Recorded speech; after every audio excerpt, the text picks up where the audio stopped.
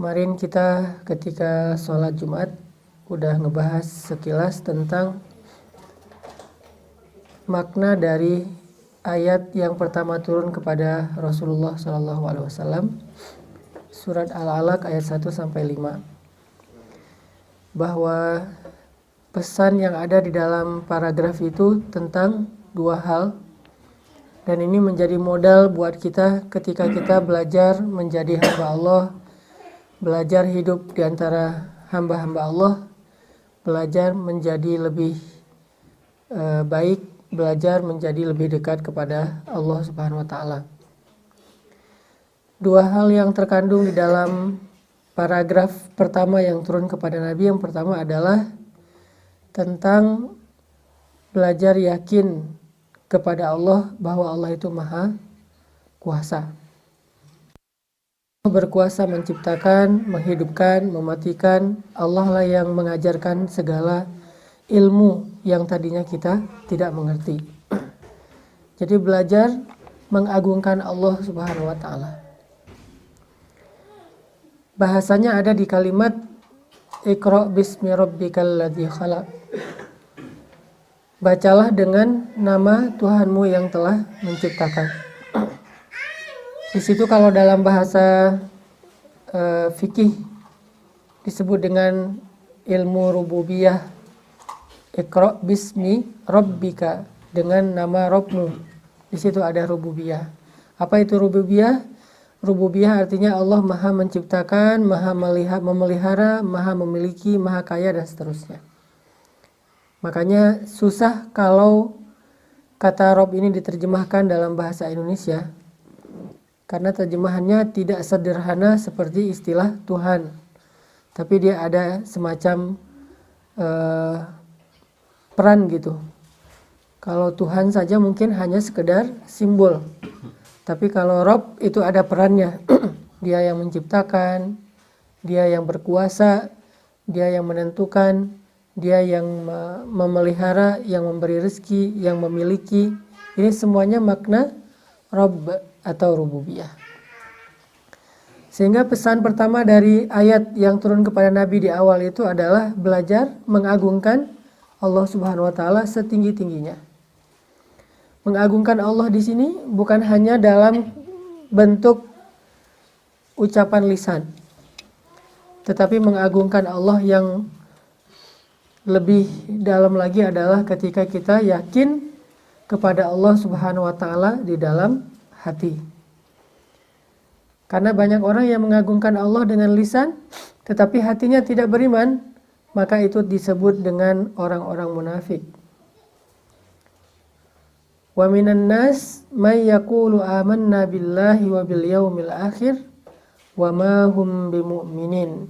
Di antara manusia ada yang yakul itu berkata dengan lisan, kami beriman kepada Allah dan hari akhir, tapi kata Allah, jadi Allah mengkomentari kata-kata mereka. Ibaratnya mereka posting nih, Allah komen. Postingan mereka apa? Captionnya, kami beriman. Beriman kepada Allah dan kepada hari akhir. Terus Allah komen, kata Allah, wa ma hum bimu'minin. Mereka tidak beriman. Kenapa Allah justru menolak keimanan mereka padahal mereka sudah yaqulu, berkata dengan lisannya? Karena ternyata iman mereka itu tidak masuk ke dalam hati, hanya ada di dalam ucapan lisan. Padahal Nabi SAW bersabda, sesungguhnya Allah tidak melihat kepada perbuatan kalian atau penampilan kalian atau harta kalian dan seterusnya. Allah melihat ke dalam hati kalian. Dan kalau kita baca hadis pertama dalam setiap buku para ulama, selalu hadis pertamanya innamal a'malu binniyat. Sesungguhnya semua amal itu, baik perkataan atau perbuatan, tergantung kepada an-niyah yang ada di dalam hatinya. Kalau niatnya benar, maka dia akan mendapatkan balasan yang baik dari Allah. Kalau niatnya melenceng, maka dia tidak punya akad apa-apa dengan Allah Subhanahu wa Ta'ala. Sehingga kita balik lagi kepada surat Al-Alaq, belajar mengagungkan Allah artinya bukan sekedar belajar memuji Allah dengan lisan, walaupun itu satu kebaikan. Tapi kalau tidak selaras dengan hati, maka yang lisan ditolak. Sedangkan seseorang yang memuji Allah dengan hatinya, walaupun lisannya sederhana, maka itu berkualitas, berharga di sisi Allah Subhanahu wa taala. Belajar mengagungkan Allah di dalam hati. Belajar meninggikan Allah di dalam hati. Kalau bahasa sederhananya, belajar yakin dan takjub kepada Allah. Belajar yakin dan takjub kepada Allah. Dan ini gak bisa dibuat-buat. Kita harus tanya ke dalam hati kita masing-masing. Kalau bahasa Nabi, istafti qalbak, tanya kepada hatimu. Istafti qalbak, tanya kepada hatimu. Bukan coba kamu ucapkan dengan lisanmu, bukan. Coba kamu ekspresikan dengan penampilan kamu, bukan. Tetapi istafti qalbak, coba minta fatwa, minta pendapat dalam hatimu, apakah hati itu benar-benar yakin dan takjub kepada Allah Subhanahu wa taala. Sebaliknya, begitu dia yakin kepada makhluk, berarti dia tidak mengamalkan pesan pertama dari Al-Qur'an. Ketika dia takjubnya kepada makhluk, apalagi kepada diri sendiri, yang kita kenal dengan istilah ujub. Dari kata ajaba atau takjub atau ujub jadi bahasa Indonesia. Takjub, ujub itu sama aja. Ketika dia takjub kepada dirinya, namanya ujub. Dan berarti dia tidak lagi mengamalkan pesan pertama yang turun kepada Rasulullah. Kalau udah kayak gitu susah menjadi orang yang taat kepada Allah. Karena takjub kepada Allah ini artinya meninggikan Allah setinggi-tingginya. Kemudian pesan keduanya adalah merendahkan diri kita serendah-rendahnya. Khalaqal insan min 'alaq, yang menciptakan manusia dari segumpal darah. Mimmani yumna, kalau di surat Al-Qiyamah disebut diciptakan dari maniyin yumna, dari setetes air yang dipancarkan. Dan istilah airnya juga disebutkan oleh Allah, saking rendahnya manusia. Berarti pesan yang awal-awal disampaikan Allah kepada Rasulullah, bisa dibilang kuliah pertamanya Nabi itu bukan gimana cara membaca huruf. Sampai akhir hayat juga Nabi tidak bisa membaca huruf.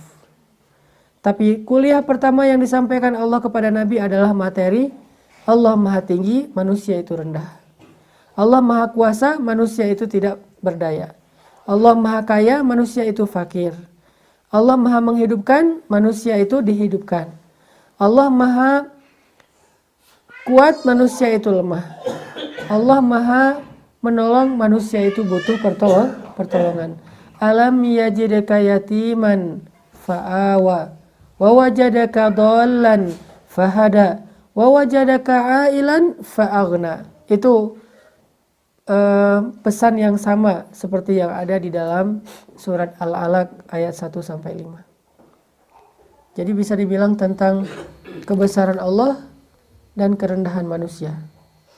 Kebesaran Allah ini bisa dibilang dengan istilah azamatullah atau ma'rifatullah atau akidah, sedangkan kerendahan manusia bisa disebut dengan istilah at-tawadu. Itulah ternyata tema pertama dalam Islam, bab akidah dan bab tawadu, dan ini satu paket. Ketika seorang manusia meninggikan diri, pasti akidahnya udah gak benar.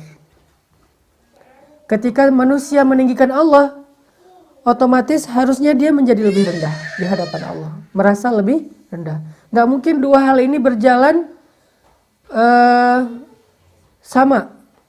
Artinya dia tinggi, Allah tinggi, itu gak mungkin. Ketika dia meninggikan diri, berarti dia merendahkan Allah. Ketika dia meninggikan Allah, berarti dia merendahkan diri. Ini sesuatu yang udah jadi satu paket. Gak mungkin seseorang menjadi lebih taat kepada Allah dalam keadaan ujub kepada diri sendiri. Itu gak mungkin. Gak mungkin seseorang menjadi lebih taat kepada Allah dalam keadaan sombong. Itu gak mungkin. Kenapa? Karena itu menyalahi kaidah dari Allah. Syarat ketika kita ingin menjadi lebih taat kepada Allah, kita harus merendahkan diri kita serendah-rendahnya di hadapan Allah. Dan bukan hanya fisiknya yang rendah, tapi juga hatinya yang direndahkan. Artinya dia merasa bahwa dirinya bukan siapa-siapa. Merasa bahwa dirinya bukan apa-apa, merasa dirinya tidak berdaya di hadapan Allah, butuh kepada Allah, takut kepada Allah, itulah kerendahan hati di hadapan Allah Subhanahu wa taala, sehingga dengan itu dia merasa harus selalu bergantung kepada Allah, berharapnya hanya kepada Allah Subhanahu wa taala. Ini pesan pertama yang disampaikan Allah kepada Nabi, bab akidah dan bab tawadu.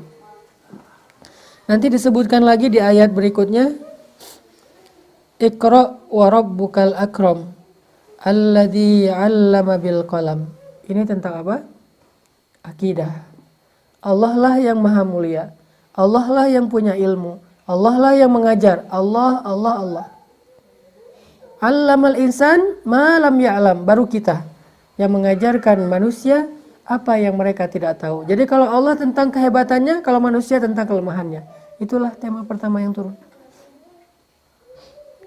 Kalau ngomong tentang Allah, keagungan Allah. Kalau ngomong tentang diri, kelemahan kita, kekurangan kita, ketidakberdayaan kita, kealpaan kita, dosa-dosa kita. Itu yang disebut. Sehingga dengan demikian seseorang menjadi lebih taat kepada Allah Subhanahu wa taala. Jamaah yang dirahmati Allah Subhanahu wa taala, kalau kita perhatikan salah satu penyebab seseorang itu menolak kebenaran agama, seperti yang disampaikan disampaikan Nabi dalam hadis Muslim. Salah satu yang menyebabkan seseorang itu menolak kebenaran agama itu karena sifat sombong. Jadi lawan dari tawadu adalah sombong. Kadang ada orang bilang yang ikhlas jangan sombong. Itu bukan dua kata yang berlawanan. Di Indonesia itu banyak dari kita menggunakan dua istilah yang kadang-kadang sebetulnya dia nggak klop gitu. Kalau tawadu lawannya sombong, kalau ikhlas lawannya riya. Apa bedanya sombong sama riya? Kalau sombong itu dalam urusan dunia, kalau riya itu dalam urusan agama atau ibadah. Jadi kalau orang misalnya merasa dirinya pamer kepada orang lain tentang ibadahnya, dia cerita-cerita tentang ibadahnya, itu namanya bukan sombong, tapi riya. Tapi kalau dia cerita-cerita tentang hartanya, jabatannya, pekerjaannya, hal-hal yang sifatnya duniawi, itu namanya sombong. Cuman semua ini adalah amal hati. Sehingga kita nggak boleh menjudge seseorang itu riya atau sombong karena kita tidak tahu isi hati orang lain. Terus gimana dong? Ilmu riya dan sombong, tawadu dan ikhlas adalah ilmu untuk kita menilai hati kita sendiri, bukan menilai hati orang lain. Nggak boleh kita menjudge dia tuh sombong ketika dia posting ngaji. Kayak misalnya setahun yang lalu, alhamdulillah, misalnya di Indonesia itu ada Muzammil yang banyak memposting bacaan Al-Quran, sehingga cukup ngehit. Ada yang komen di postingan itu, gak boleh riya dengan bacaan Al-Quran. Berarti dia menjudge isi hati orang lain. Padahal tidak ada yang tahu isi hati seseorang kecuali Allah, kemudian orang itu sendiri. Bisa aja niatnya adalah syiar, dan terkadang amal soleh itu lebih baik disiarkan, ditampakkan supaya menjadi teladan. Muncullah hadis Nabi, siapa yang memberikan teladan yang baik, man sanna sunnatan hasanah. Bagaimana akan jadi sunnah hasanah kalau tidak ditampakkan? Berarti nggak semua amal itu harus disembunyikan. Karena kalau disembunyikan, tidak ada yang meniru. Tidak menjadi tren. Alhamdulillah gara-gara Muzammil tampil, manggung, akhirnya membaca Al-Quran itu menjadi tren tanpa harus mengubah penampilan. Dulu Muzammil sebelum kita buat Pemuda Hijrah, beliau membaca Al-Qurannya udah bagus, cuman tidak manggung dengan gaya aktivisnya. Lalu saya bilang, Muzammil ganti penampilan, coba pakai baju flanel kotak-kotak biasa standar, pakai kupluk kalau perlu. Walaupun sekarang udah normal lagi, pakai kupluk, coba baca Quran, jadi imam. Mudah-mudahan itu jadi tren yang positif, karena kita dulu punya misi membuat tren yang menghilangkan gap antara youth sama Islam. Itu misi Pemuda Hijrah. Selama ini ada gap yang cukup besar antara Islam dengan youth. Seolah-olah kalau udah lebih religi kurang gaul, kurang main, kurang asik. Kalau udah asik harus jauh dari agama, kurang taat. Nah, ini seolah-olah selama ini ada gap. Sehingga kita munculkan hashtag taat tapi asik. Dan misinya apa? Menghilangkan gap. Salah satu bentuk trennya, coba kita panggungkan sosok anak muda lulusan ITB, tapi ngajinya bagus dengan penampilan yang tetap anak muda. Kita panggungkanlah Muzammil. Ada yang komen misalnya itu riya segala macam, ini urusan hati masing-masing. Nahnu la nahkum illa bizzawahir, kata Umar. Kita nggak boleh menghukumi sesuatu kecuali dengan yang tampak. Adapun yang tidak tampak, kita tidak boleh menjudge atau menghakiminya. Akhirnya sekarang menjadi tren sampai ada siapa yang gimbal tapi baca Quran kan ya. Tren itu berkembang terus kayak bola salju, makin lama makin besar. Terus anak-anak SMA banyak yang posting, lagi post di sekolah baca Quran, posting di Instagram. Dan mungkin sebagiannya memang tidak ikhlas. Sebagiannya ada yang pengen eksis di sosmed. Tapi jangan sampai gara-gara kita ngerasa tidak ikhlas, jadi tidak beramal. Ya, itu juga salah satu jebakan setan. Gimana caranya Ustadz? Ya udah beramal aja. Karena ikhlas itu adalah kematangan jiwa. Ketika seseorang sudah matang, maka ikhlas itu akan mudah. Awalnya mungkin dia akan mengalami fase-fase puber. Ada yang puber hadis sahih. Baru tahu satu hadis sahih, semua orang sesat. Cuma dia doang yang masuk surga gitu. Ada yang puber hadis sahih, ada yang puber ibadah sunnah. Padahal ibadahnya sunnah, tapi orang diwajibkan. Kamu harus. Allah aja nggak menyuruh dia untuk melakukan itu dengan kata harus. Nabi aja nggak mengharuskan gitu, tapi dia haruskan kepada orang lain. Ada yang puber dengan zikir-zikir. Ada yang awal-awalnya kayak gitu, riya muncul.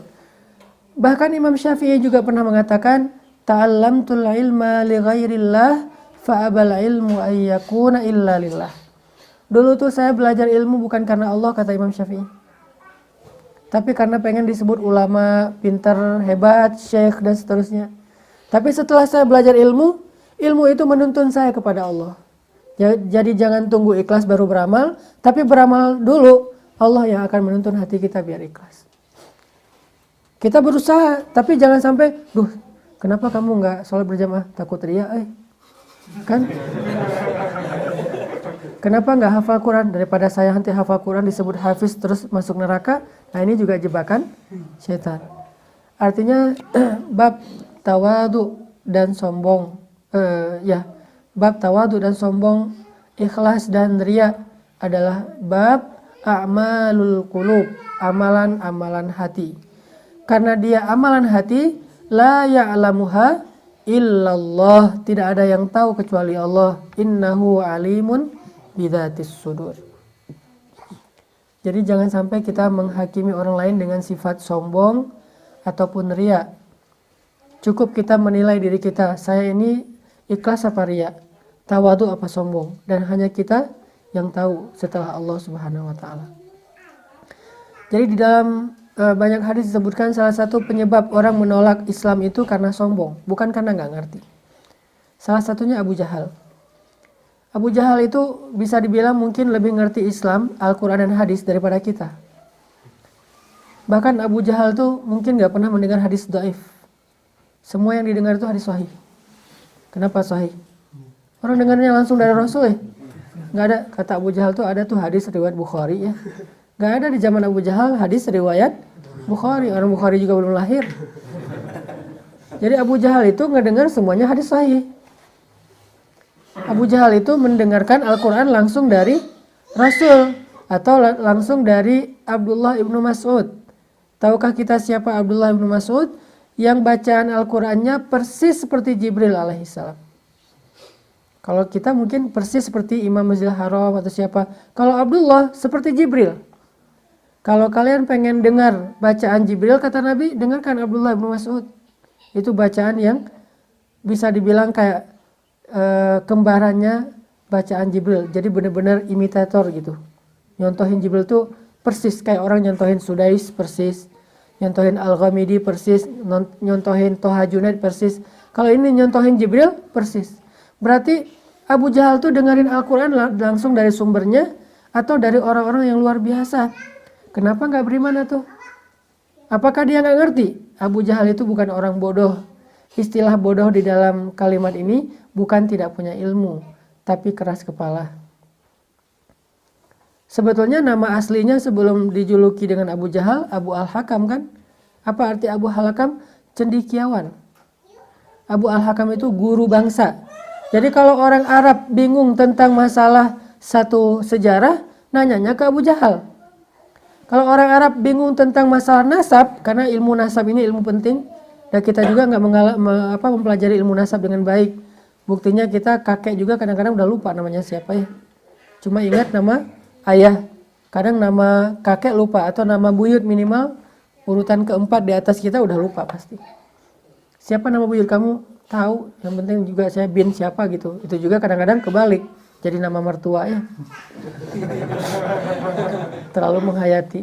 Pak ditanya, emang kamu udah punya mertua? Belum sih. Ini saking semangatnya mau nikah.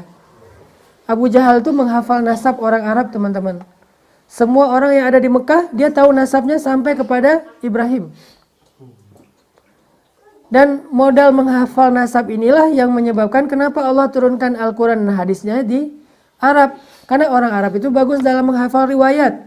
Gak kebalik namanya. Seandainya Al-Quran turunnya di Indonesia, pasti udah banyak banget pemalsuan. Karena kita tidak terbiasa menghafal nasab dari si fulan, dari si fulan. Itu kan agak rumit ya, dan membosankan. Saya dulu kenapa nggak ngambil jurusan hadis? Saya malas ngafal-ngafal nasab. Baca hadis itu jangan cuma menghafal teksnya. Teksnya mungkin cuma 2 baris, tapi nasabnya bisa 10 baris. Nama ini nggak boleh kebalik dengan nama itu. Kenapa nggak boleh kebalik? Karena kalau udah kebalik, nggak sezaman. Gimana dia akan mendengar hadis? Kalau ada yang 2 orang, seolah-olah dia mendengarkan hadis padahal tidak sezaman, berarti namanya hadis munqati, hadisnya dhaif. Sehingga yang membuat seseorang itu disebut hadisnya lemah atau hadisnya kuat, bukan teksnya, tapi kadang riwayatnya. Nah, orang Arab terbiasa menghafal riwayat. Makanya dengan itulah Allah menjaga Islam sampai sekarang. Belajar Al-Quran pakai riwayat, belajar hadis pakai riwayat. Disebut dengan istilah sanad kalau di kita. Walaupun bukan wajib menghafal sanad, cuman tetap harus ada yang melakukannya, kayak fardu kifayah. Di antara kaum muslimin, ada yang harus menghafal sanad Al-Quran dan sanad hadis. Kalau dia sudah, maka kewajiban yang lain gugur, kayak memandikan jenazah. Kenapa? Dialah penjaga Al-Quran dan hadis. Dan orang kayak gini akan ada terus sampai kiamat. Jadi kita nggak perlu khawatir Al-Quran itu akan dihilangkan dengan dibakar di New York, nggak perlu khawatir. Karena ketika hari pembakaran Al-Quran di New York, hari yang sama ada wisuda penghafal Al-Quran di Gaza sebanyak 21.000 anak. Jadi kata Allah, mereka ingin memadamkan cahaya Allah, tapi Allah justru menyempurnakan cahayanya walaupun mereka tidak suka. Memang kayak gitu sifatnya. Di hari atau di minggu pertama yang sama dengan dibakarnya Al-Quran di New York, di minggu yang sama diadakanlah wisuda Al-Quran para penghafal Al-Quran di Gaza sebanyak 21.000 anak. Dan itu mereka ngafal Qurannya cuma 1 bulan. Berarti 1 hari 1 juz. Kita baca sejuz juga kadang-kadang kewalahan, mereka hafal 1 bulan. Setelah 1 bulan menghafal, murajaah diulang dan udah lancar. Dan kita juga menghafal Al-Kafirun nggak beres-beres ya. Surat paling panjang di Al-Quran buat kita mungkin Al-Kafirun, karena muter terus nggak selesai-selesai. La abudu ma ta'budun wala antum abiduna ma abudun. Ini kapan selesainya? Kok panjang banget nih ayat? Karena nggak tahu ujungnya. Bayangin. Kenapa kayak gitu? Karena memang tadi yang saya sampaikan kemarin, tren belajar pada masa Rasulullah itu adalah menghafal. Hafalannya itu bagus-bagus. Tren belajar pada zaman kita itu menggunakan teknologi. Handphone hilang semua ilmu. Kalau zaman dulu ada di dalam kepala, kalau sekarang ada di saku. Buka dulu handphone. Oh ya, ntar dulu kemarin dicatat tuh, ada rekaman segala macam. Beda tren. Nah intinya, kenapa Abu Jahal menolak padahal dia ngerti Al-Quran? Karena kata Abu Jahal, kalau saya beriman kepada Muhammad, berarti saya jadi pengikut Muhammad. Padahal selama ini Abu Jahal itu kepala kabilah, kepala suku. Masa jadi pengikutnya? Muhammad itu nggak keren banget tuh. Makanya karena itulah Abu Jahal menolak. Ini namanya sombong. Merasa dirinya tinggi. Dan sombong inilah penyakit paling bahaya bagi seseorang setelah ragu kepada Allah yang menyebabkan dia nggak bisa taat kepada Allah. Firaun. Emangnya Firaun nggak ngerti tentang kebenaran? Ngerti. Firaun itu bukan orang bodoh. Dia itu keturunan raja.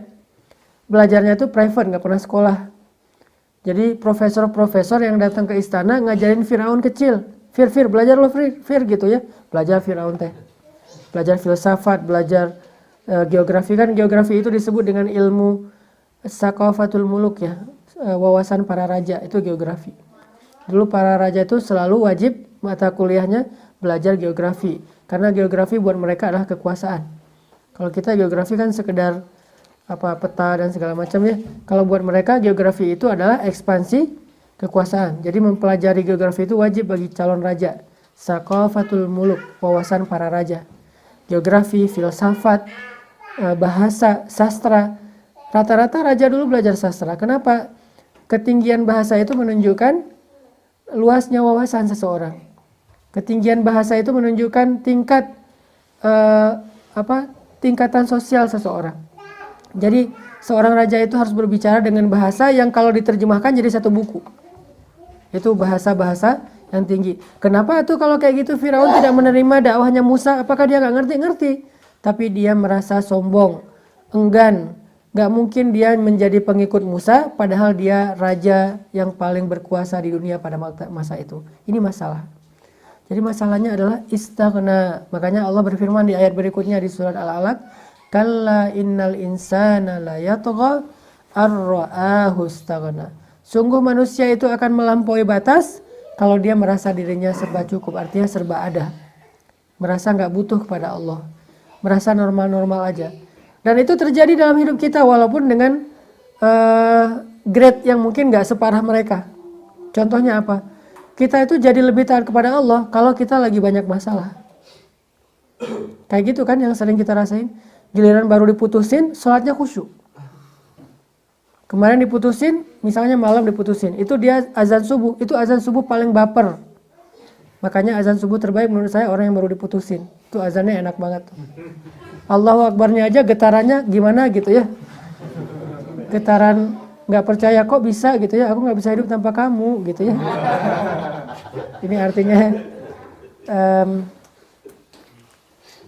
orang kalau lagi banyak masalah, sakit, banyak hutang, ada masalah sama temennya, sama mantan, apalagi pas lihat postingan mantan terakhir tuh udah di atas pelaminan, itu kan berat banget tuh. Biasanya doanya khusyuk, tilawahnya banyak, tahajud rajin. Kenapa? Karena waktu itu dia lagi drop, lagi down banget, dan ketika itu dia merasa butuh kepada Allah. Tapi kalau lagi normal, doanya juga standar. Ya Allah sama aja deh dengan yang sebelah gitu ya. Atau minimal Rabbana atina fid dunya hasanah. Kalau sholat ayatnya pasti yang paling ikhlas, Al-Ikhlas. Nggak mau ayat-ayat yang panjang. Kalau misalnya dia lagi banyak masalah, ayatnya bisa Al-Baqarah tuh, walaupun alif lam mimnya doang gitu. Al-Baqarah, Ali Imran. Kenapa bisa kayak gitu? Karena seseorang ketika lagi ngerasa normal, dia nggak ngerasa butuh sama Allah, dan saat itu dia nggak jadi taat. Tapi kalau dia lagi banyak masalah, dia merasa butuh pada Allah, saat itu juga dia akan kedongkrak, termotivasi, terbooster untuk lebih taat kepada Allah. Dan itu fitrah manusia. Masalahnya, kenapa kita sering ngerasa nggak butuh kepada Allah, padahal hidup kita 24 jam di tangan Allah. Inilah sombong. Terlalu yakin bahwa kita masih bisa hidup sehari lagi atau bahkan setahun lagi. Terlalu pede bahwa uang kita tuh banyak. Padahal banyak orang yang nggak bisa menahan kematian walaupun dia orang kaya. Dan itu udah entah berapa juta orang kayak gitu. Dia orang kaya banget tapi nggak bisa nahan kematian, tuh buktinya. Mau meninggal ya meninggal aja walaupun dia kaya raya. Bahkan dia punya satu negara mungkin, seorang raja. Mencari obat supaya bisa hidup kekal. Seperti Raja Qin kan, Raja Cina. Dia takut kematian, akhirnya dia suruh dokter nyari obat ke seluruh dunia. Ketemulah obat yang dibuat dari air raksa, malah mempercepat kematiannya. Kalau nggak salah Raja Qin itu meninggal di usia yang masih muda.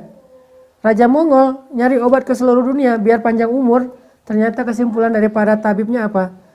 Umur tidak bisa dipanjangkan, tetapi kekuasaan bisa. Gimana caranya? Turunkan kekuasaan kamu kepada anak kamu. Mulakukan. Tapi dia tetap meninggal. Artinya berkuasa, punya harta, dan seterusnya. Sebetulnya udah banyak contoh bahwa itu tidak mengkekalkan manusia. Tapi tetap aja kita kadang-kadang ngerasa, saya nggak butuh-butuh amat lah sama Allah. Sehingga ketika Allah panggil, nggak harus datang langsung. Nggak butuh-butuh amat lah sama Allah. Sehingga kita ketika sholat, nggak terlalu ingat Allah, ingat justru dengan kerjaan-kerjaan kita. Ini artinya teman-teman yang dirahmati Allah, ya kita belajar sifat tawadu. Pertama, tawadu kepada Allah artinya kita merasa butuh kepada Allah. Dari situ kita akan dapat semangat untuk lebih taat kepada Allah Subhanahu wa Ta'ala. Lihat nanti bagaimana Allah Subhanahu wa Ta'ala mengubah kehidupan seseorang dari di atas tiba-tiba jatuh sedalam-dalamnya atau serendah-rendahnya. Orang yang tadinya sehat-sehat aja tiba-tiba langsung lumpuh misalnya, na'udzubillah. Orang yang tadinya kaya tiba-tiba diuji dengan miskin. Dan itu banyak banget cerita orang yang sukses, man of the year gitu ya. Sukses sebagai pengusaha tahun itu. Anak muda dan pengusaha. Tahun depannya tiba-tiba ada di dalam penjara. Dan itu cerita kayak gitu banyak. Pejabat yang tadinya ngerasa congkak, angkuh kemana-mana pakai forrider. Gak lama kemudian, 5 tahun kemudian ada di penjara. Dan sekarang jumlahnya banyak di penjara. Ada yang 15 tahun, 17 tahun, 10 tahun. Ada yang bahkan belum divonis tapi udah menjalani sekitar 1 tahun di dalam penjara. Artinya kehidupan seseorang itu sebetulnya sangat butuh Allah. Kita karena ngerasa kadang-kadang kita normal-normal aja padahal kita udah melenceng. Lagi road to kehancuran, cuma kita gak sadar. Kalau nggak ditolong oleh Allah, maka mungkin kita benar-benar akan binasa. Belajar merasa butuh kepada Allah. Itu tawadu kepada Allah Subhanahu wa Ta'ala. Mudah-mudahan dengan demikian kita bisa banyak muhasabah. Kalau berdoa tuh ngomong, ya Allah, saya itu nggak berdaya, Engkau Maha Kuasa. Ya Allah, tolong saya nggak bisa apa-apa. Engkau Maha Kuasa atas segala sesuatu. Ya Allah, saya lemah, Engkau Maha Kuat. Sebutin kelemahan kita, kerendahan kita, sebutin kebesaran Allah.